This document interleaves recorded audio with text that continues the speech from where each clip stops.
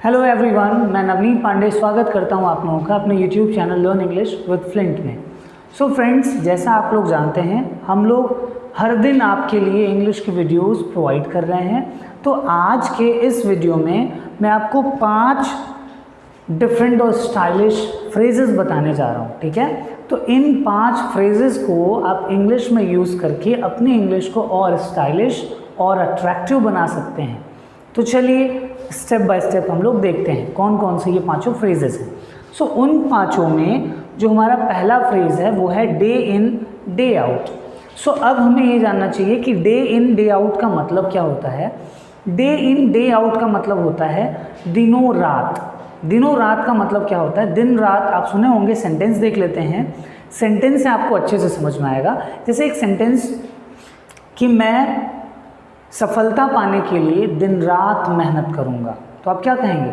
I will work hard day in day out to get success. ठीक है ना। एक और सेंटेंस देख लेते हैं कि देव सर एग्ज़ाम पास करने के लिए दिनों रात पढ़ाई करेंगे, तो क्या हो जाएगा कि Dev sir will study day in day out to pass the exam. ठीक है ना। तो इस तरीके से हम लोग डे इन डे आउट का यूज़ कर सकते हैं। तो डे इन डे आउट का मतलब आपको क्या समझ में आया कि इसका मतलब दिनों रात या दिन रात होता है। ठीक है, चलिए, तो ये आपको समझ में आ गया। तो दूसरा देखते हैं। तो दूसरा हमारा यूज़ है that is the use of broad daylight. So broad daylight का मतलब क्या होता है? आप ये सुने होंगे सेंटेंस कि वहाँ पे उसने उस इंसान का दिन दहाड़े मर्डर कर दिया। ठीक है ना। तो आप क्या कहेंगे? That person killed that person broad daylight. So broad daylight का मतलब क्या हो गया? दिन दहाड़े। समझ में आ रहा है? एक और एग्जाम्पल, दिन दहाड़े मैं तुम्हारा अपहरण कर लूँगा।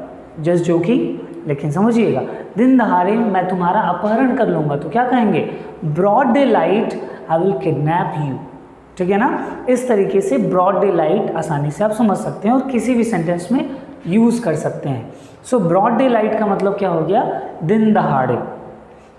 Okay, I will teach you English broad daylight. इसका मतलब क्या हो गया कि मैं इंग्लिश आपको दिन दहाड़े पढ़ाऊँगा। ठीक है ना। सो इस तरीके से आप अच्छे से इसको जानते रहिएगा।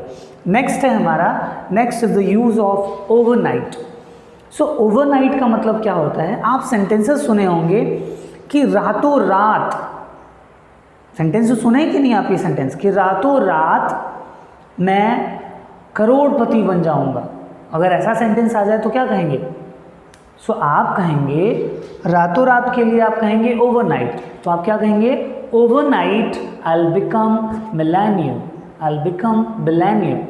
ठीक है ना। इस तरीके से ये सेंटेंस यूज़ किया जाता है। एक और सेंटेंस देखते हैं, रातों रात वह इंसान भिखारी हो गया, तो आप क्या कहेंगे? That person turned out to be a beggar overnight. या सिंपल वर्ड्स में कहें, so overnight that person became a poor. ठीक है ना। इस तरीके से आप यहाँ पे ओवरनाइट का यूज़ कर सकते हैं। तो ओवरनाइट का मतलब क्या हो गया? रातों रात। ठीक है ना। रातों रात उसका मर्डर हो गया, तो आप इंग्लिश में क्या कहेंगे? He was murdered overnight. ठीक है ना। तो आशा करता हूँ ये चीज़ आप अच्छे से अब डेली लाइफ में यूज़ कर सकते हैं। नेक्स्ट देखते हैं। नेक्स्ट है हमारा use once in a blue moon.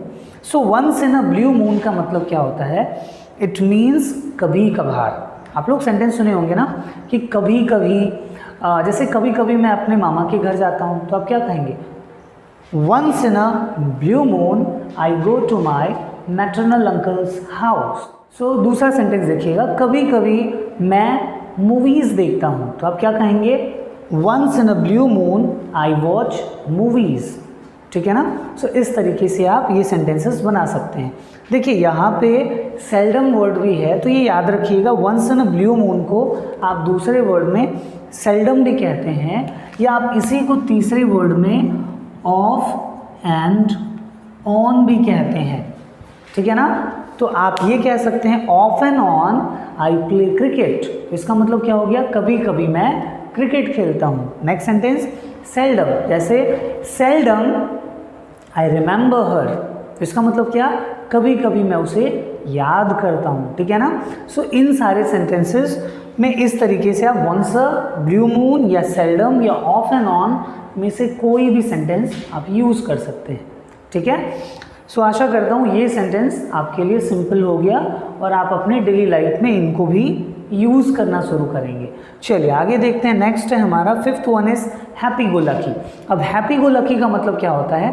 Happy go lucky का मतलब होता है मस्त मौला, जिस इंसान के अंदर टेंशन नहीं है, मतलब टेंशन होने पे भी वो इंसान सामने वाले को टेंशन दिखने नहीं देता है, तो ऐसे इंसान को हम क्या कहते हैं? हैप्पी गो लकी, ठीक है। और मैं तो चाहूँगा हर इंसान को हैप्पी गो लकी होना चाहिए, हैप्पी गो लकी मस्त मौला, ठीक है ना। तो इसमें क्या हो जाएगा, जैसे कुछ एक सेंटेंस देखते हैं, जैसे मैं कहूँ मैं एक मस्त मौला इंसान हूँ, तो आप क्या कहेंगे इंग्लिश में? I am a happy go lucky person, ठीक है ना। आप दूसरे के लिए लिख सकते हैं कि जैसे क्या एग्जाम्पल दूँ कि मेरा दोस्त एक मस्त मौला इंसान है, तो आप क्या कहेंगे? My friend is a happy go lucky person, ठीक है ना।